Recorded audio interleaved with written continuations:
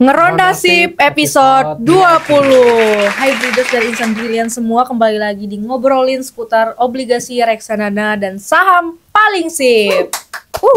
Kali ini kita akan bahas 3 saham pilihan kalian, baik secara teknikal maupun fundamental. Nah, kita akan bahas dari saham yang pertama. Apa nih netizen? BSDE please, BSDE. Oke, nanti kita akan bahas. Yang kedua? JSMR. Yes, Jasa Marga. Oke, dan yang terakhir? Mantap. Oke, yang saham pertama ada PT Bumi Serpong Damai Terbuka atau BSDE. Secara fundamental, yes, riset kinerjanya BSDE mencatatkan pendapatan sebesar 3,77 triliun di periode Januari-Maret 2024, tumbuh menjadi 31,25% secara tahunan. Laba bersih BSDE juga melesat hingga 62,55% secara tahunan menjadi 1,44 triliun. BSDE juga mencetak marketing sales menjadi 2,22 triliun rupiah.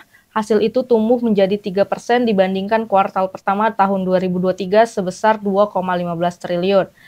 Kita lihat dari katalis yang pertama, proyek BSDE mempunyai keunggulan utama yaitu konektivitas yang baik yang kami perkirakan akan membantu meningkatkan penjualan inti sebesar 4% per tahun selama 2024 hingga 2026.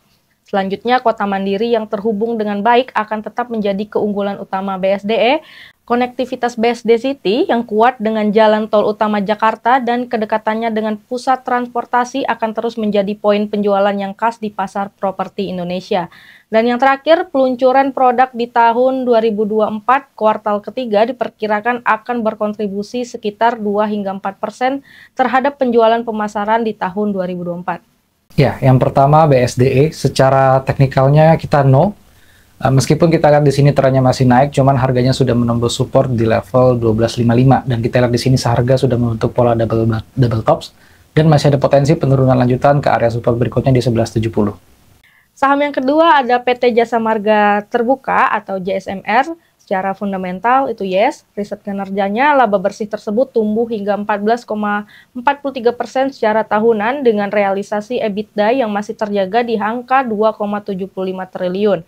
Angka ini juga lebih baik dibandingkan kuartal pertama tahun 2023 yaitu mencapai level 65,30% di tengah pengoperasian ruas-ruas jalan tol baru. Pendapatan usaha perseroan merupakan kontribusi dari kinerja pendapatan tol sebesar 3,92 triliun rupiah dan kinerja pendapatan usaha lain sebesar 293,88 miliar. Kita lihat dari katalis yang pertama, penyesuaian tarif khusus lebih hingga 20% untuk 8 jalan tol di tahun 2023 hingga 2024. Yang kedua, penyesuaian tarif 2 tahunan di tahun 2025 akan mempengaruhi hingga 70% trafik Jasa Marga. Dan yang terakhir ada hasil divestasi JTT yang memungkinkan Jasa Marga mengurangi utang dan dengan ekspektasi penurunan suku bunga Jasa Marga akan mengalami siklus belanja modal yang lebih ringan di tahun 2024 hingga 2025 dibandingkan dengan siklus sebelumnya mencapai 5-6 triliun versus puncaknya 24-28 triliun rupiah. Ya, yang kedua JSMR-nya no secara teknikal karena kita lihat arah trennya sudah mulai turun, posisi harga bergerak di bawah garis MA, meskipun ada potensi teknikal rebound jangka pendek, cuman kita lihat sih ini teknikal rebound sementara dan masih ada potensi penurunan lanjutan ke area support berikutnya di 4630. Dan yang terakhir ada PT Aneka Tambang Terbuka atau Antam, secara fundamental juga yes. Kita lihat dari riset kinerjanya sepanjang semester 1 2024, Antam menyampaikan untuk capaian laba kotor sebesar 2 triliun rupiah dengan laba usahanya tercatat sebesar 532 miliar rupiah.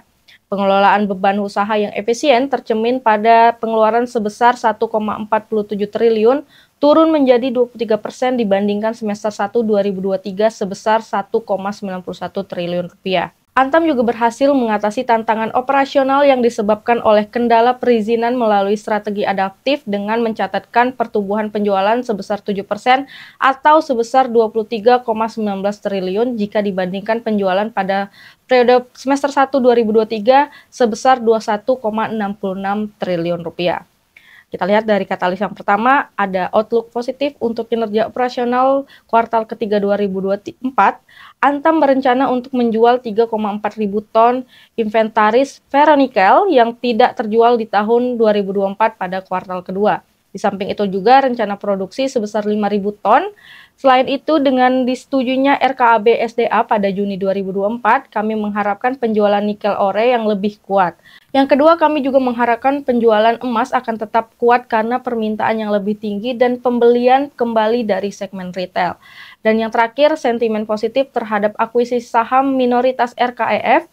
Langkah ini dapat memberikan akses lebih besar kepada perusahaan terhadap teknologi dan proses produksi yang efisien, serta meningkatkan kapasitas produksinya. Ya, yang ketiga Antam, secara teknikalnya yes, meskipun tren masih sideways, posisi harga saat ini bergerak di area demand dan berpotensi rebound dengan resisten 1400 dan 1525. Ya, itu dia 3 pilihan saham yang sudah kita bahas, baik secara teknikal dan juga fundamental. Sampai jumpa di episode Ngeronda Sip selanjutnya.